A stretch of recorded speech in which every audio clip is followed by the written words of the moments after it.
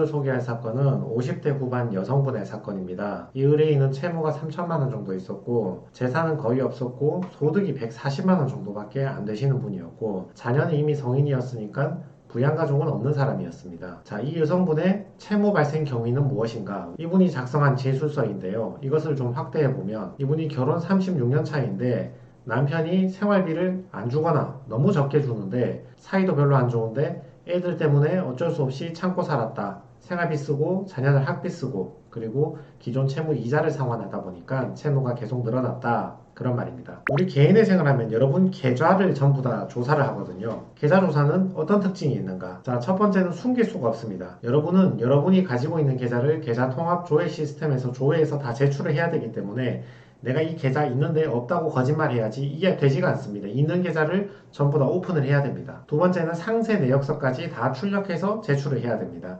내가 입출금했던 내역들도 법원이 정해주는 기간은 전부 다 제출을 해야 되기 때문에 내가 어디에 입출금을 했는지 그 내용도 법원에 전부 다 공개가 됩니다. 세 번째는 최근 1년간 거래 내역을 집중적으로 조사하는데 구체적으로 어디에 썼는지를 소명합니다. 특히 최근 1년간 거래 내역 중에서 도박, 주식, 가상화폐, 은행 말고 개인에게 변제한 거, 낭비, 명품 산 거, 쇼핑, 가족한테 이체한 거 이런 거 있는지 집중적으로 조사를 합니다. 법원이 보고 위와 같은 사유가 있는데 그게 부당하다고 판단이 되면 청산가치에 반영을 하게 됩니다. 그럼 청산가치에 반영한다는 게 무슨 뜻인가? 여러분은 개인회생에서 36개월 동안 변제를 하시거든요. 한 달, 두 달, 세 달, 네 달 해서 36회까지 변제를 하시는데 이 변제금을 싹 모은 합계액이 있잖아요. 그 합계액이 청산가치보다 커야 합니다. 따라서 청산가치가 커지면 변제금도 커지게 되는 거죠. 이 청산가치에 만약에 5천만 원이 들어왔다고 상상을 해봅시다. 그러면 여러분 변제는 5천만 원 이상 해야 되잖아요. 3년간 5천만 원 이상 변제하려면 최소 월 138만 원을 변제해야 되는 굉장히 큰 부담이 생기겠죠. 자, 이게 이분이 실제로 받은 보정 권고의 내역인데 계좌 통합 조회를 해서 계좌 상세 내역을 출력해서 제출하고 100만 원 이상 입출금에 대해서 도표로 어디에 썼는지 전부 제출하고 각 계좌에 2021년 1월부터 현재까지 거래 내역서를 다 제출해라. 특히 도박, 주식, 가상화폐, 쇼핑, 가족한테 준 거, 지나친 낭비, 그리고 가족한테 준 거 50만 원 이상 이런 것들을 전부 제출해라. 성형수술.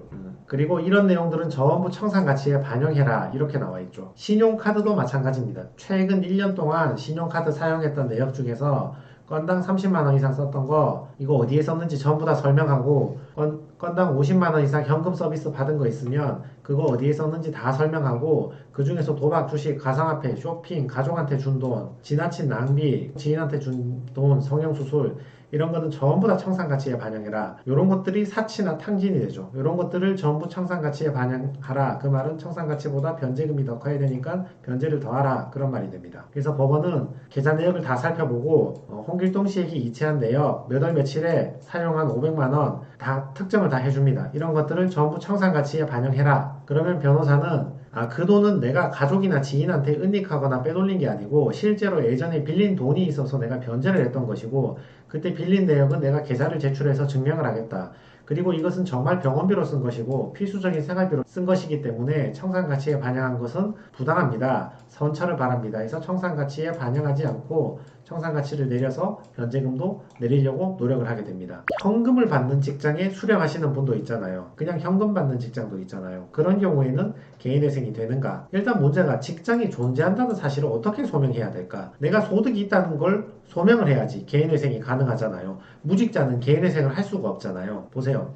원칙적으로는 급여를 소명하는 방식은 근로소득 원천징수 영수증을 제출하면 됩니다. 근무기간이 너무 짧아서 아직 세금 신고가 안 돼서 원천징수 영수증이 없다면 급여가 입금되는 통장 사본을 제출해라 이렇게 되어 있죠. 근데 이런 것도 없는 경우에는 원천징수 영수증이나 통장에 입금된 내역이 없다고 그 사실만으로 개인회생을 절대 못하는 건 아니고 종합적으로 판단을 하면 되는 것이다. 사정상 통장 거래를 못하고 현금으로 소득을 수령하는 경우는 근로계약서도 제출하고 제3자가 주로는 사장님이 되겠죠. 소득을 확인했다는 월급을 지급했다는 소득 확인서를 써주든지 아니면 채무자 스스로 수입 상황 보고서를 작성해서 제출하든지 이런 것들을 제출해서 통장 사본이나 원천징수 영수증을 대체해 보라.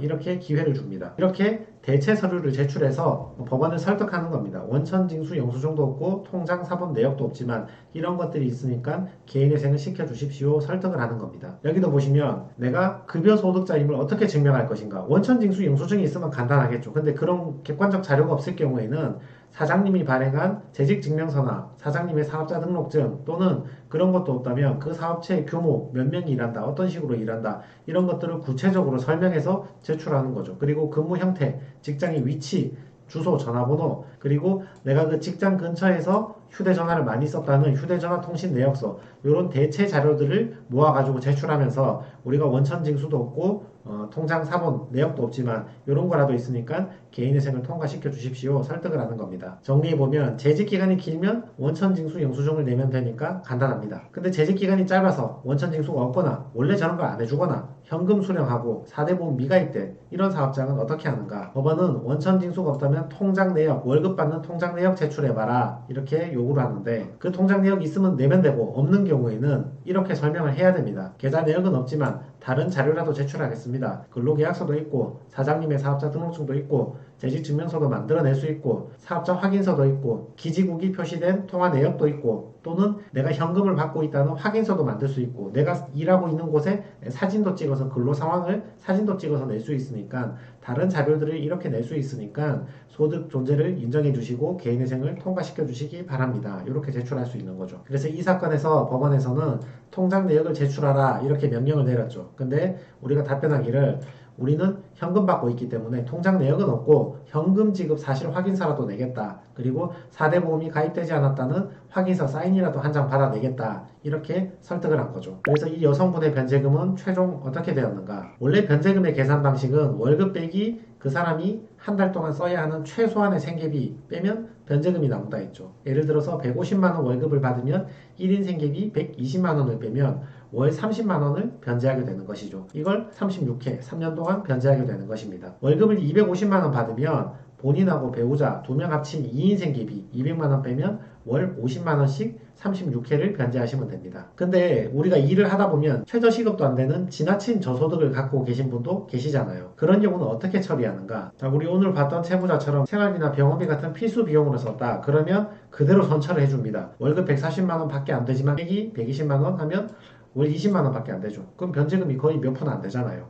근데 2030 세대인데 젊고 건강한데 사지 멀쩡한데 이상하게 낮은 월급을 들고 왔는데 채무 발생 이유를 보니까 주식, 코인, 토토 같은 탕진성 사유가 크다. 그러면 120만원이 아니라 이걸 줄여버립니다. 120만원을 줄여서 80만원만 빼라. 그 말은 변제금을 높이라 이 말이죠. 그래서 140에서 80 빼면 60만원 내야 되죠. 이렇게 36회 내라니까 똑같은 월급인데도 변제를 좀 더 시키려고 하는 그런 경향이 있습니다. 그래서 이 채무자 같은 경우는 월급이 140만원인데 1인 생계비 117만원 그대로 빠져서 월 23만원 변제하게 되시는 겁니다. 3년 동안 변제하는 돈 다 합쳐봐야 830만원 밖에 안 되는 거죠. 정리해보면 위 채무자는 50대에 여성분 생활비로 탕진하신 분이니까 140만원 월급에서 117만원 빼면 변제금은 23만원 밖에 안 되는 거죠. 23만원 3년 동안 내봐야 돈 800밖에 안 되는 거죠. 그래서 이분은 전체 채무액 3천만원 중에서 830만원 정도 변제하는 것으로 그렇게 종결되었습니다. 그게 변제율이 28%가 됩니다. 원금의 28%를 변제하고 2%를 탕감받게 되는 거죠. 이자는 100% 탕감이고. 자, 오늘 내용을 정리해보면 오늘 그 여성분의 채무는 왜 발생했는가? 생활비로 쓰고 자녀들 키우다 보니까 필수적인 채무였다. 자, 개인회생을 들어가면 계좌 내역을 전부 다 조사한다고 했죠. 특히 최근 1년 동안 사용했던 계좌의 입출금 내역, 카드 사용 내역 이런 것들을 다 조사해서 코인, 주식, 가상화폐, 가족한테 이체, 개인한테 이체, 사용처 소명할 수 없는 것, 청산가치에 싹 반영해서 청산가치 이상 변제해야 되니까 변제금이 높아지는 부작용이 있다고 설명드렸습니다. 오늘 보셨던 여성분들처럼 내가 직장이 있긴 있는데 4대 보험 안 들어주고 원천징수 안 들어주고 현금으로 월급 주는 그런 직장이다. 이거 어떻게 하느냐? 소득 상황 보고서라든지 소득 금액 확인서라든지 다른 대체 자료, 다른 증거 가지고 내가 소득이 있다는 걸 소명을 해야지 개인회생이 가능합니다. 그래서 오늘 의뢰인은 어떻게 변제금이 결정되었는가? 140만 원이라는 굉장히 낮은 저소득이어서 법원에서 의심을 할 만도 했지만 이분은 채무 발생한 경위가 전부 생활비 때문이고